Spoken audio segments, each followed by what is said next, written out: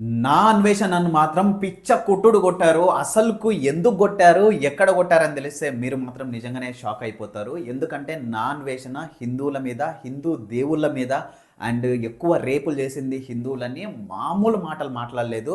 దానికోసం ఆయనకు తగిన శాస్త్రీయ జరిగిందని చాలామంది అనుకున్నారు. పిచ్చ కొట్టుడు కొట్టారు. మామూలుగా కాదు. ఎందుకు కొట్టినారు? ఎక్కడ కొట్టినారని మీకు తెలిస్తే నిజంగా మీరు షాక్ అయిపోతారు. అసలుకు నా అన్వేషణ ఆడవాళ్ళకు సపోర్ట్ చేద్దాము, వాళ్ళకు ఫ్రీడమ్ ఉండాలని ఎవరైతే శివాజీ గారు మాట్లాడినారో ఆ మాటలకు వ్యతిరేకంగా ఆయన అంటే శివాజీ గారిని, వాళ్ళ అమ్మను మొత్తం అందరినీ తిట్టుకుంటూ లైవ్‌లో 4 గంటలు ఆడవాళ్ళతో మాత్రమే ఆడవాళ్ళకు స్వేచ్ఛ ఉండాలి అండ్ ఎవరి ఇష్టం వచ్చినట్టు వాళ్ళు బ్రతకొచ్చని యూట్యూబ్‌లో నాన్ వేసిన యూట్యూబ్ ఛానల్ ఏదైతే ఉంది కదా! దాంట్లో ఆయన లైవ్ పెట్టడం జరిగింది. దాని తర్వాత ప్రతి ఒక్కరు ఇన్‌స్టాగ్రామ్ ఇన్‌ఫ్లుయెన్సర్స్ అండ్ యూట్యూబర్స్ నా అన్వేషణ మీద ఆయన మీద పడి నిజంగా ఆయనను అన్‌సబ్‌స్క్రైబ్ చేయండి, అన్‌ఫాలో చేయండి.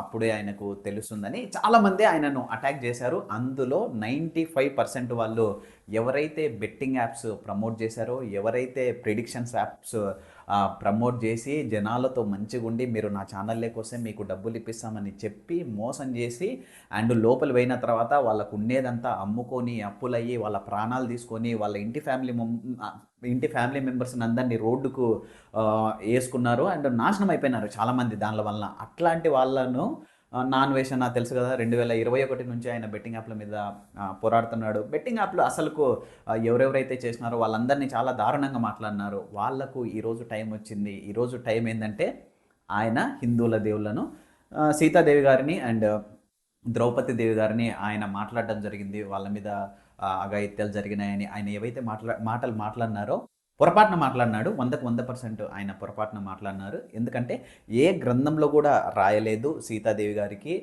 ద్రౌపది గారికి ఆ విధంగా అఘాయిత్యాలు జరిగినాయని. సీతాదేవి గారికి ఏం జరుగుతుంది ఎప్పుడైతే తెలుసు కదా మీకు రాముడు సీత స్టోరీ ఏదైతే ఉందో లక్ష్మణుడు చెప్తారు ఇంట్లో నుంచి సీతమ్మను మీరు బయటికి పోవద్దండమ్మా అని ఎప్పుడైతే వాళ్ళు రాముడు చెప్పిపోతాడు. రాముడు పని మీద బయటకు పోతాడు అండ్ లక్ష్మణుడు సీతమ్మకు తోడుగా ఉంటాడు. లక్ష్మణుడిని కూడా బయటికి పంపిస్తాడు రావణాసురుడు. రావణాసురుడికి 10 తలకాయలు ఉంటాయి అండ్ 20 కన్నులు ఉంటాయి. ఆయన ఒక ఫోకస్ ఏంటంటే సీతమ్మను బయటికి తీసుకుని పోవాలని. అదే ప్రాతిపదికన ఆమెను లక్ష్మణుడిని మోసం చేపించి అడుక్కునే వేషంతో ఆయన పోయిన తర్వాత సీతాదేవి గారు ఆ లైన్ ఏదైతే ఉందో బయటకు వచ్చిన తర్వాత ఆమెను తీసుకొని పోతాడు. కానీ తీసుకొని పోయిన తర్వాత అంటే లంకకు శ్రీలంక అంటారు కదా, శ్రీలంకకు తీసుకొని పోతారు. కానీ ఎక్కడ కూడా ఆమె మీద అఘాయిత్యం జరిగిందని ఎక్కడ రాయలేదు. ఇంకొక సైడ్లో ద్రౌపది గారిది మీకు తెలిసిందే స్టోరీ. అది చీరలాగేది ఏదైతే స్టోరీ ఉందో ఆ స్టోరీలో కూడా ఆమెకు ఎటువంటిది అఘాయిత్యం అయితే జరగలేదు. వాళ్ళ మీద ఎటువంటి జరగలేదు. స్త్రీల మీద పందాలు పెట్టి అట్లా పెట్టకూడదు అనేది మనకు సంబంధించిన స్టోరీలు. దీని గురించి ఆయన ఏ విధంగా చెప్పాలని అనుకున్నాడో కానీ ఫుల్ బ్యాక్ ఫైర్ అయింది. హిందూ దేవుళ్ళ మీదనే అని కాదు, ఏ దేవుళ్ళు ముస్లిమ్స్, క్రిస్టియన్స్, బౌద్ధులు ఎవరైనా ఎవరి దేవుళ్ళ మీదైనా ఆయన 100కు 100% మాట్లాడకుండా ఉండాల్సింది. కానీ ఆయన మాట్లాడినాడు, నోరు జారిన తర్వాత మళ్ళీ ఆయన క్షమాపణలు కూడా చెప్పినారు. కానీ ఇది మాత్రం చాలామంది పర్సనల్గా తీసుకున్నారు. ఇన్స్టాగ్రామ్ ఇన్ఫ్లుయెన్సర్స్ చాలామంది పర్సనల్గా తీసుకున్నారు. ఎందుకంటే నా అన్వేషణ ఇన్ని రోజులు ఎవరైతే బెట్టింగ్ యాప్స్ ప్రమోట్ చేసినారో వాళ్ళను బీభత్సంగా టార్గెట్ చేసినాడు, బీభత్సంగా వాళ్ళ మీద వీడియోలు చేసినారు. కాబట్టి వీళ్ళకి ఇంతవరకు ఛాన్స్ రాలేదు. అందుకోసమే వీళ్ళందరూ ఒకటేసారి ఇదొక్క దాంట్లో దొరికినాడు కాబట్టి ఆయనను చాలా ట్రై చేస్తున్నారు కిందికి వేయాలని. కానీ జనాలు మాత్రం నా అన్వేషణకు సపోర్ట్ చేస్తూనే ఉన్నారు. జనాలు మాత్రం నా అన్వేషణను ఎక్కువ మంది అన్సబ్స్క్రైబ్ చేయడం లేదు. 1,00,000 మంది చేశారు. 24 లక్షల మందిలో 1,00,000 మంది చేసినారు. కానీ చాలా తక్కువ మందే ఆయనకు చేయడం జరిగింది. ఇంకా కొంతమంది చేస్తున్నారు. కానీ ఎంతైతే నెగిటివిటీ మిగతా వాళ్ళకు వచ్చిందో మొన్న ఎస్ఎస్ రాజమౌళి గారికి మీరు చూసే ఉన్నారు. దేవుళ్ళ గురించి ఎంతైతే వచ్చిందో ఈయనకు మాత్రం అంత నెగిటివిటీ రాలేదు. రీజన్ ఏంటంటే ఈయన ఎవరిని మోసం చేయలేదు అండ్ ఎవరిని నాశనం చేయాలని అనుకోలేదు. బెట్టింగ్ యాప్ల మీద ప్రమోట్ చేసినప్పుడు కూడా వాళ్ళు ఇట్లా ప్రమోట్ చేయకుండా ఉండాలి అని చెప్పినాడే కానీ వాళ్ళ ఛానళ్ళను మీరు అన్సబ్స్క్రైబ్ చేయండి, అన్ఫాలో చేయండి అని ఒకరిని నాశనం చేయాలని ఎప్పుడు చెప్పలేదు. అండ్ ఆయన ఫోకస్ అంతా ఇప్పుడు కూడా ఉమెన్స్ గురించి, చిల్డ్రన్స్ గురించి, వాళ్ళ ఫ్రీడమ్ గురించి మాట్లాడాలని అనుకున్నాడు. కానీ ఆయనకున్న ప్రాబ్లం ఏంటంటే నాకే తెలుసు నేనే మొత్తము నాకంటే ఇంకా ఎవడు మించినోడు లేడనే ఒక మైండ్ సెట్తో ఆయన ఉంటాడని పక్క ఆయన మాట్లాడే విధానాన్ని బట్టి అర్థమవుతుంది. ఆయన యూట్యూబ్ ఛానల్లో లైవ్ చూసినా కూడా అర్థమవుతుంది, ఆయన చెప్పినదే వినాలి అనే ఒక మైండ్ సెట్లో ఆయన ఉంటాడు. కాబట్టి మాట్లాడిన మాటలు ఏవైతే ఉన్నాయో చాలా చాలా తప్పు. నాన్ వేషణ మాట్లాడిన మాటలు 100కు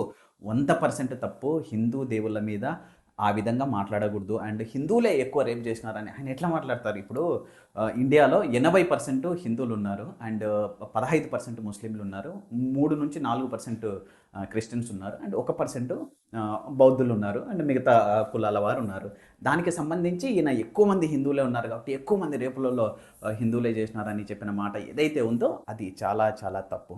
మన మన మెజారిటీగా ఉన్నంత మాత్రాన వాళ్ళే చేయను, అందరు చేసినారు, క్రిస్టియన్లు చేసినారు, ముస్లింలు చేసినారు అండ్ హిందువులు చేసినారు, అందరు చేసినారు. కానీ ఈయన స్పెసిఫికల్గా ఒకరినే టార్గెట్ చేసినట్టు మాట్లాడినాడు కాబట్టి ఆయనను మాత్రం ఆయన ఇండియాకి రాడు. ఇండియా గురించి కూడా ఆయన మాట్లాడిన యూట్యూబ్ ఛానల్లో చాలా దారుణంగా మాట్లాడినాడు. ఎందుకంటే ఆయన అబ్రాడ్లో ఉన్నాడు. ఇండియా గురించి అంత నీచంగా మాట్లాడాల్సిన అవసరం లేదు, పక్కా లేదు. ఎందుకంటే ఇప్పుడు మన ఇంటికంటే ఎదురింటోడు ఎక్కువనే ఉంటాడు. దాని మీనింగ్ మనం తక్కువ అని కాదు, వాడు ఏదో ఎక్కువ అని కాదు, వాని స్తోమతకు తగినట్టు వాడు ఉంటాడు. ఇప్పుడు ఇండియాలో 150 కోట్ల మంది జనాభా ఉన్నారు. ఇంతమంది జనాభాకు థాయిలాండ్లో ఉన్న వారికి ఆయన ఎవరినైతే కంపేర్ చేస్తున్నారో అభివృద్ధి అక్కడ ఉన్న జనాభాకు, అసలు హైదరాబాద్ అంత జనాభా కూడా ఉండరు థాయిలాండ్లో మోస్ట్లీ. ఓకే, అన్ని చోట్ల ఇవి ఏవైతే సంఘటనలు ఉన్నాయో, రేప్ సంఘటనలు అన్ని చోట్ల జరుగుతాయి. థాయిలాండ్లో కూడా జరిగింది, అక్కడ రెడ్ లైట్ల ఏరియాలు ఉంటాయి, అయినా కూడా జరిగింది. సెక్స్ ఎడ్యుకేషన్ గురించి మనం మాట్లాడుకుందాం.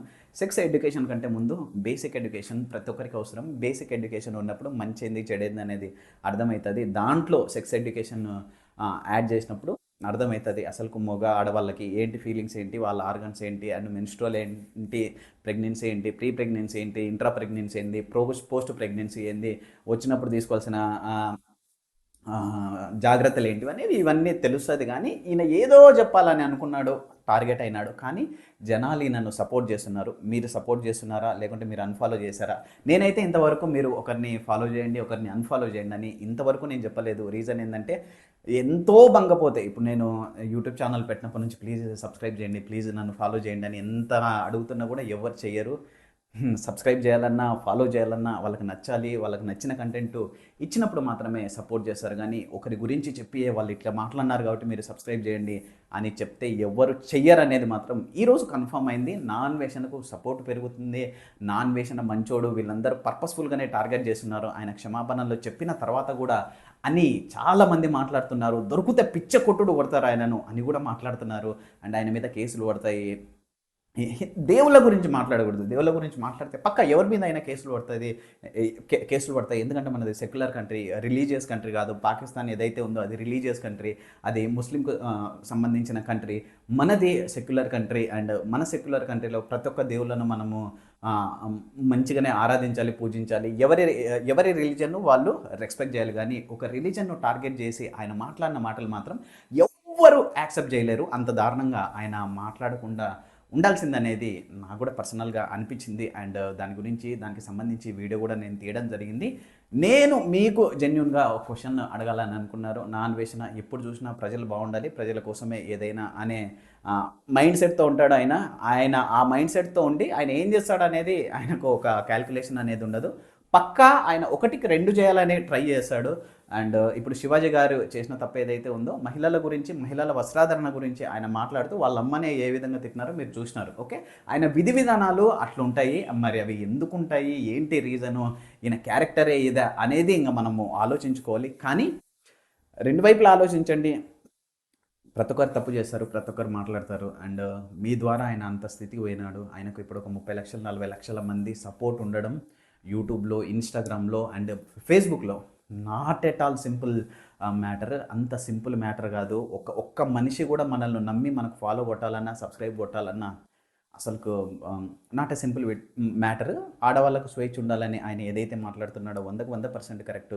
మిగతా వాళ్ళు ఆడవాళ్ళకు స్వేచ్ఛ ఉండాలి, అది ఒక లిమిట్ వరకే ఉండాలని ఎవరైతే మాట్లాడుతున్నారో అది కూడా ఒక వరకు కరెక్ట్. కానీ ఎవరైతే ఇన్ఫ్లుయెన్సర్ ఆల్రెడీ బెట్టింగ్ యాప్లు చేసి జనాలను మోసం చేసి, జనాలను నాశనం చేసి, వాళ్ళ ద్వారా జనాలు చాలామంది చనిపోయినారు, అట్లాంటి వాళ్ళు ఈరోజు అదే తీసుకొని ఈయనను అటాక్ చేస్తుంటే చాలామందికి కొంచెం కనువిప్పు కలుగుతుంది.